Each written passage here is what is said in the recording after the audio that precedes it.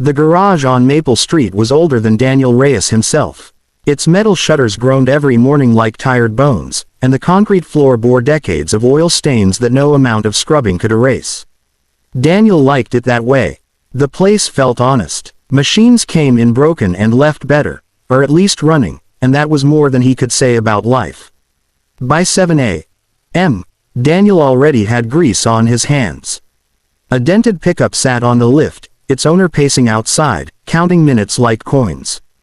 Daniel worked fast, not because he rushed, but because he had learned efficiency the hard way. When you were a widowed father with a mortgage, speed mattered. "Dad," came a small voice from the office doorway.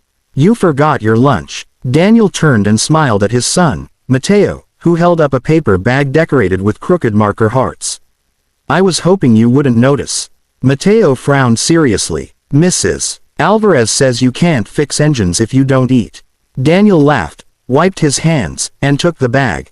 "Then I guess I have no choice." Mateo was 8. Sharp-eyed, curious, and far too mature for his age.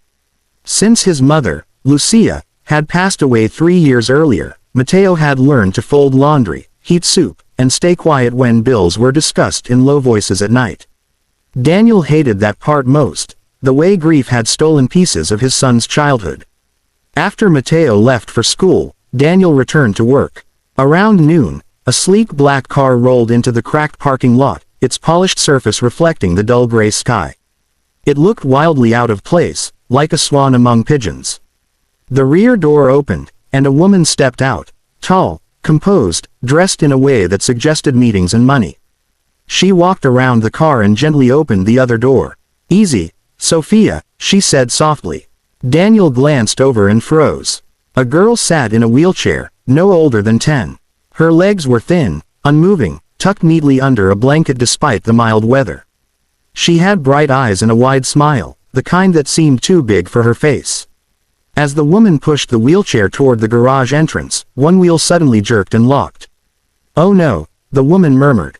"The brake again." Daniel didn't think. He grabbed his toolbox and jogged over. "Mind if I take a look?" The woman hesitated, then nodded.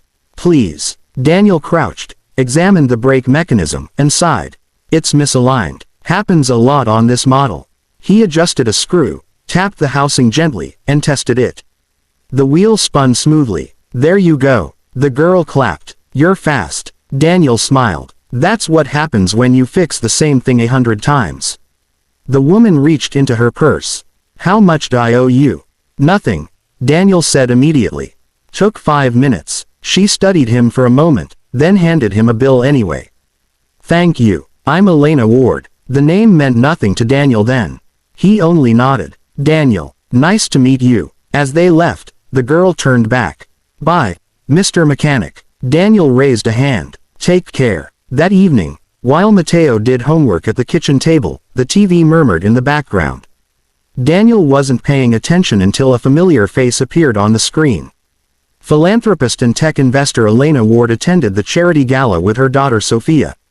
Daniel looked up sharply. There she was. The same woman. The same girl. The caption at the bottom of the screen listed numbers Daniel couldn't comprehend. Net worths, company valuations, donations. Mateo glanced up. "Wow, she's rich." Daniel nodded slowly, eyes fixed on Sophia's smiling face. The reporter mentioned her condition. Congenital spinal damage, multiple failed treatments, doctors saying the word permanent far too often. That night, after Mateo fell asleep, Daniel sat alone at the kitchen table. He pulled open a drawer and took out an old, battered notebook. Inside were sketches from another lifetime. Gears, joints, load diagrams. Before the garage, before marriage, before life narrowed, he flipped to a blank page. "What if?" he whispered. In the days that followed, Daniel couldn't shake the image of Sophia gripping the arms of her wheelchair, eyes bright with curiosity. He started staying late at the garage, long after the last customer left. He rummaged through scrap piles, salvaged motors from broken equipment, and ordered cheap sensors online, praying they'd work. The idea was simple in theory and impossible in practice. A mechanical support system that didn't replace the legs but guided them, responding to balance, shifting weight, encouraging muscles to remember what they once tried to do. The first prototype was a disaster. It locked up and nearly toppled over. The second overheated. The third moved, but too fast. Daniel failed quietly, night after night. His hands blistered, his back ached, but something inside him felt awake for the first time in years. Matteo watched sometimes, sitting on an overturned crate. "What are you building?" Daniel hesitated. "Something to help someone walk." Matteo's eyes widened. "Like a robot. More like training wheels," Daniel said. One afternoon, weeks later, the black car returned. Daniel nearly dropped a wrench. Elena Ward stepped out, looking less composed this time, more tired. "Hi," she said. "Sophia insisted we come back. She says you're the nicest mechanic she's ever met." Sophia grinned from her wheelchair. "And the fastest." Daniel smiled nervously, happy to help. "What seems to be the problem?" Elena gestured vaguely. "Nothing mechanical. She paused. "You mentioned something last time. About building something." Daniel's heart pounded. He hadn't expected this. "I did. It's not ready. It might never be. Can we see it?" Sophia asked. Daniel looked at Elena, searching her face for doubt, dismissal, ridicule. Instead, he saw something else, hope wrapped in caution. "All right," he said quietly. "But no promises." He wheeled out the frame from behind a tarp. It was rough, clearly homemade, all metal braces and joints, wires carefully taped down. "Nothing you'd see in a hospital."